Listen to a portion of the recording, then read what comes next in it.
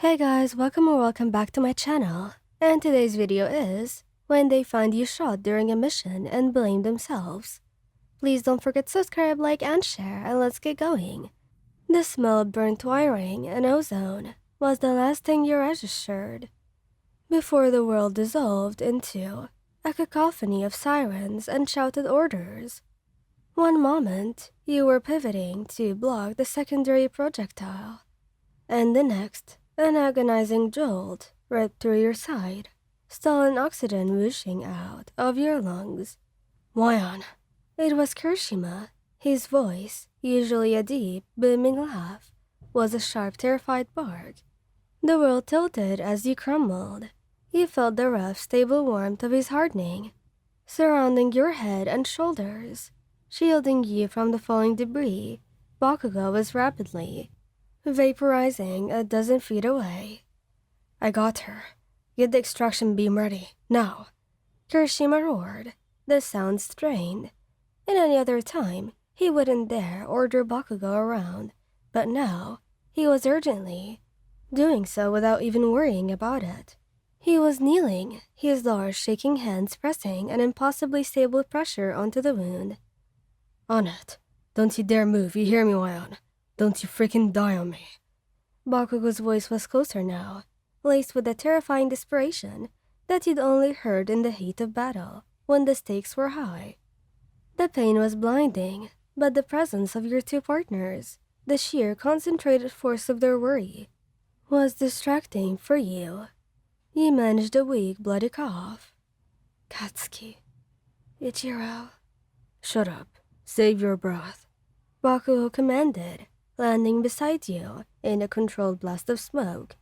He peeled off the gauntlet on his left arm, not to fight, but to shove his calm earpiece into Kirishima's hand.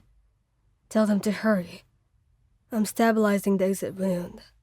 Your world faded to a buzzing static before you could hear the chopper blades arrive. You didn't wake up in the recovery room. You vanished into the sterile quiet of the emergency surgery. For Bakugo and Kirishima, the next 12 hours were a specific kind of hell, reserved for those who lived by action, but were forced into passivity.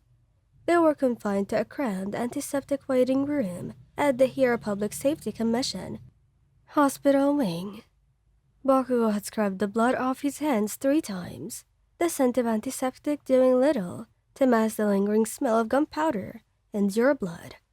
He was pacing, a kinetic ball of an anxiety, the faint, repetitive thump of his boots, the only noise besides the distant murmur of nurses. Stop that, man. Kirishima finally grumbled, running a hand through his stiff hair. He was slouched low in the corner, his usual rock-hard composure shattered. You're going to burn a hole in the linoleum. Bakugo stopped mid-stride, turning on him with the coiled intensity of a striking viper. You think I want to be doing this, shitty hair? She's in there because of our sloppy half-assed plan. Don't you think I know that? Kirishima's voice was rigid. He lifted his head, his eyes raw with guilt. I was supposed to be the fortress, the absolute defense. I was right there, but I was too focused on the damn rubble instead of the big picture. I could have shifted and shielded her, but I didn't react fast enough. I failed her, man. My quirk failed her. Your quirk didn't fail. Bakugo snapped, his hands bunching into fists. It was the strategy. My strategy. I pushed for their separation. I got too focused on neutralizing my target quickly. I figured you two could handle everything else, and I didn't anticipate the secondary attack pattern on your flank. He kicked the wall lightly, the small thud feeling painfully insufficient for the rage inside him. I should have been with her. I'm faster. I could have exploded the projectile mid-air. Kirishima stood up, his jaw clenched. Don't shoulder all the blame, Bakugo. We agreed to the plan. We're partners, all 3 of us. If we're going to carry the fear, then we might as well carry the guilt too. They stared at each other, not in anger, but in a desperate shared despair. The silence stretched on, until Bakugo slumped heavily into the seat next to Kirishima. When I heard it, when I turned and saw her go down, I couldn't breathe. I thought. He couldn't finish the thought, merely shaking his head violently.